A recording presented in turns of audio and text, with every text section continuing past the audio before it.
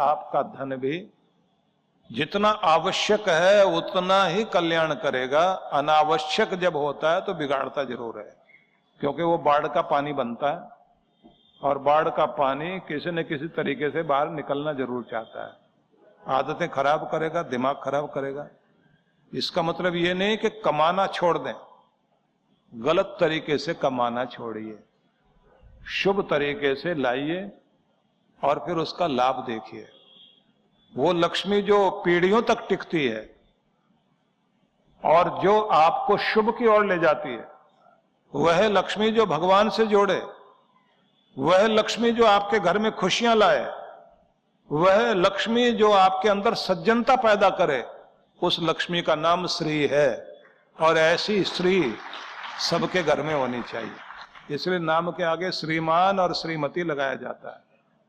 इसलिए श्री यंत्र की आराधना करते हैं, श्री मंत्र का पाठ करते हैं, श्री सूक्त का पाठ करते हैं कि हमारे घर में श्री आए, कि हमारी सज्जनता बनी रहे, हमारे घर में कोई भी गलत आदमी ना हो, दूसरे का हक छीन कर रख भी ले और घर के अंदर फिर दुर्योधन पैदा होता, दुशासन पैदा होता है। ये बुरे लोग अगर दुनिया में कहीं दिखाई देते हैं तो ये भी तो किसी के बेटे हैं ना, इनके भी तो कोई माँ बाप है। कमाई बिगड़ती है, संस्कार बिगड़ते हैं, घर में अधर्म आता है तो फिर संतान भी बिगड़ती है, और संतान बिगड़ती है तो नाम निशान भी मिटता है। इसलिए ये बात ध्यान रखिए, हमारे जीवन में दिव्यता का प्रवेश हो। हमारे भक्ति में जब आप नियम से बैठते हैं ना सुबह शाम, तो ईश्वर से जो आप मांगते हैं ना, उनमें एक तो हमें शांति मांगनी चाहिए, पवित्रता मांगनी चाहिए, हृदय में करुणा रहे, दूसरों का भला करने की शक्ति रहे, अपना भला सबका भला। और मैं इस जमीन के लिए, धरती के लिए काम आ सकूं, भगवान इतनी शक्ति दो कि प्राणी मात्र का कल्याण करने के लिए मेरे पास सामर्थ्य हो, मैं सबका भला कर सकूं। ऐसी मंगल कामना करोगे तो भगवान आप पर ज्यादा रीझते हैं। व्यास ऋषि ने महाभारत में एक प्रार्थना दी, न त्वहम कामये राज्यम न स्वर्गम न पुनर्भवम, कि भगवान तुमसे न राज्य चाहिए, न स्वर्ग चाहिए, न मोक्ष चाहिए। फिर क्या चाहिए? कामये दुख तप्ता नाम प्राणी नाम आरती नाशनम, भगवान ऐसी कोई शक्ति दो कि इस दुनिया में जितने भी दुखी लोग हैं उनके आंसू पहुंचने का और उनके जीवन में खुशी भरने का बल मेरे अंदर आ जाए, मैं लोगों को खुशियां दे सकूं, प्रसन्नता दे सकूं। अच्छी चीजों को हम जीवन में प्राप्त करें, अपने अंदर से दिव्यता प्रकट करें। अब मैं तरीका बताता हूं आपको।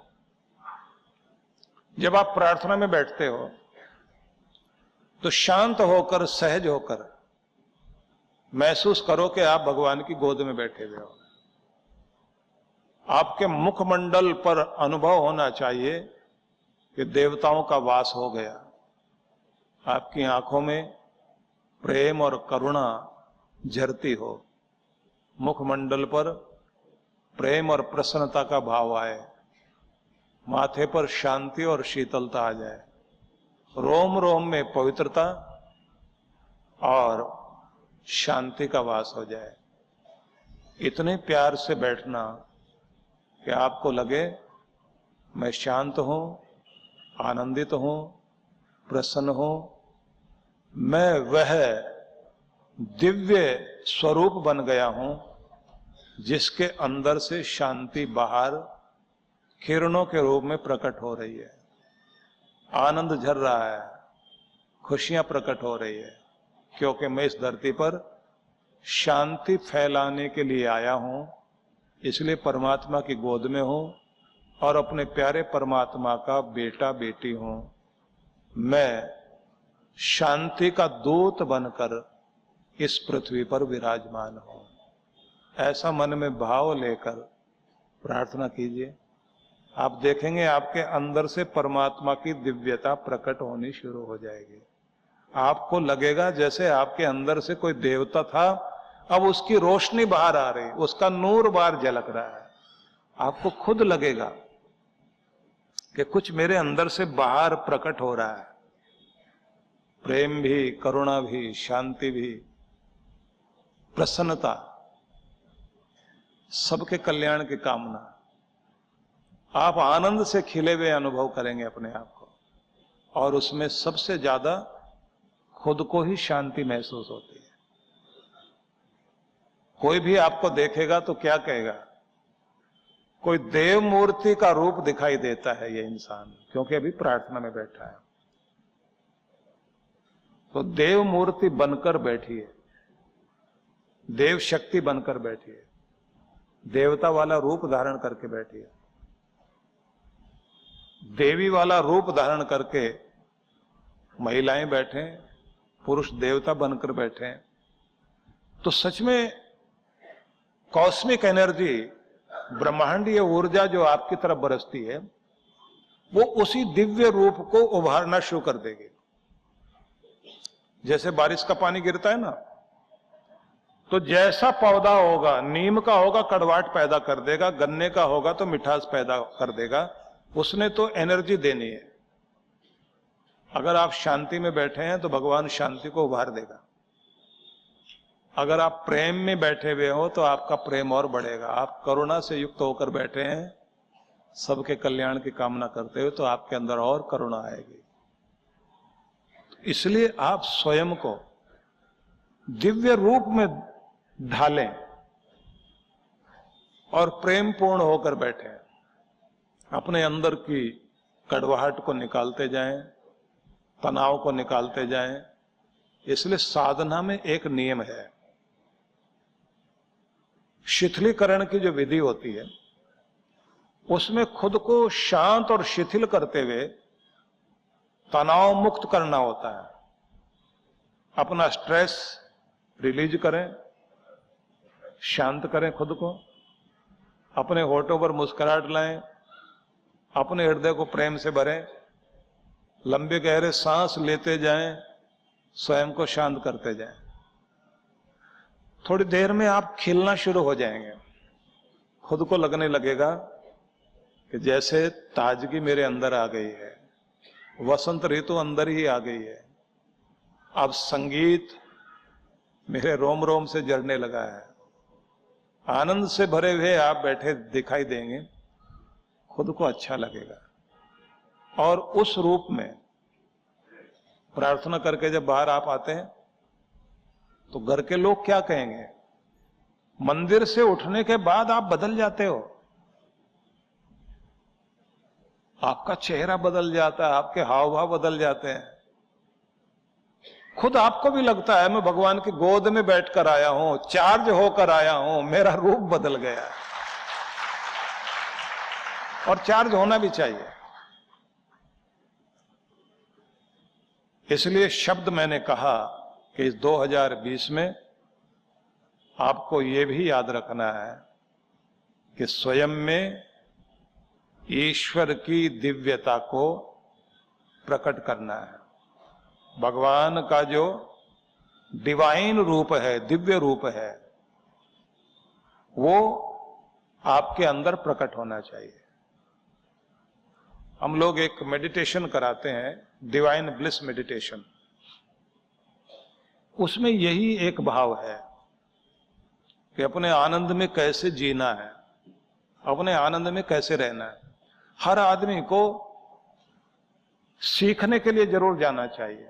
आपके पूर्वज उस समय इतने साधन मौजूद नहीं थे, फिर भी हिमालय यात्रा करते थे, तीर्थों में जाते थे। अब हमारे पास इतने साधन हैं। आपको अगर मैं बुलाता हूं कि आप धौलाधार की पहाड़ियों में उन हिम शिखरों के मध्य जहां व्यास नदी का तट है, वो मनाली वाला जो पूरा भाग है, कि वहां आप लोग आए तो मैं बुलाऊं, तो आज आपके पास साधन है कि आप सीधे फ्लाई करके भुंतर एयरपोर्ट पर उतर सकते हैं और वहां से 40 मिनट लगेंगे गाड़ी में बैठोगे, गाड़ी जहां जाकर 40 मिनट के बाद रुकेगी तो आपको अपना साधना धाम दिखाई देगा, साधना स्थल दिखाई देगा कि आप पहुंच गए। तो साधन मौजूद है। आज थोड़ा सा पैसा ही तो लगेगा फ्लाइट का, लेकिन पहुंच सकते हैं। पहले वालों को तो जब तीर्थ के लिए जाते थे ना, तो पूरे गांव को बताकर मैं जा रहा हूं, पता नहीं लौटूंगा नहीं लौटूंगा। बड़ी भावना से लोग जाते थे, लेकिन जब कोई लौटकर आता था, अभी भी होता है ना, पंढरपुर जाए आदमी या फिर दूसरे किसी तीर्थ में होकर आए, तो जब लौट रहा होता है तो जिस जिसको भी पता लगता है वो उसको छूकर आशीर्वाद लेता है कि चलो तुम होकर आए हो ना, तो हमारा भी तुम्हें छूने से कुछ न कुछ पुण्य लाभ तो हो ही जाएगा। अभी भी पालकी यात्रा चलती है ना, तो पालकी यात्रा में सब लोग शामिल होते हैं, दूर तक छोड़ के आते हैं, एक गांव तक जाएंगे, भले ही उससे आगे ना जाएं। तीर्थ की भावना महाराष्ट्र में तो बहुत रही है, और गुजरात में अगर आप देखें तो वहां का समाज तो दिवाली के बाद 1 महीने तक गुजराती समाज यात्रा पर ही निकल जाता है। और एक अच्छी बात उनमें दिखाई देती है, शनिवार रविवार को तो सारे के सारे बाहर ही खाना खाते हैं जाकर। कमाने पर आएंगे तो खूब कमाएंगे, उसके बाद जैसे छुट्टी का दिन है तो कहेंगे अब महिलाओं को भी छुट्टी मिलनी चाहिए, क्योंकि महिलाओं के साथ ये बड़ी समस्या है, इन बेचारों की छुट्टी होती नहीं। और अगर कोई माँ है तो माँ का रोल तो ऐसा कमाल का है, ये तो 24 घंटे की इमरजेंसी ड्यूटी भी दे रही होती है। रात में कोई 2 बजे आ रहा है तो दरवाजा खोलने के लिए कोई और खोले ना खोले, माँ अगर बूढ़ी भी होगी, एक टांग से ही चल पा रही है, तो जाएगी, जाके दरवाजा खोल कर आएगी। बेटा कितना भी गुस्सा करे कि माँ तू क्यों जाग रही थी, तो माँ क्या कहती है, तू नहीं सोएगा तो माँ को नींद कैसे आएगी। होना तो चाहिए ना, इनकी भी छुट्टी होनी चाहिए, ये भी जाएं, बाहर ही खाकर आओ, घूम कर आओ। हालांकि खाना तो अपने घर में बहुत अच्छा होता है, लेकिन या तो पुरुष लोग भी बनाना सीखें। वैसे ये बात मुझ पर भी लागू होती है, मुझे भी नहीं आता, आना तो चाहिए ना।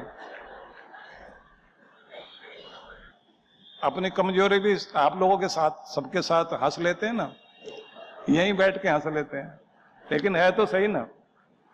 तो घर में समय दिया जा सके, या फिर हम सब एक दिन तो छुट्टी कर सकें, शनिवार रविवार हो जाए तब तो बहुत अच्छी बात है। जब आप थोड़ी देर के लिए भी एक दूसरे का ध्यान रखकर खाली कहीं भी बैठते हैं, घूमते हैं, बातचीत करते हैं, वो क्षण जीवन के हमेशा याद किए जाते हैं, उन्हें कोई नहीं भूल सकता।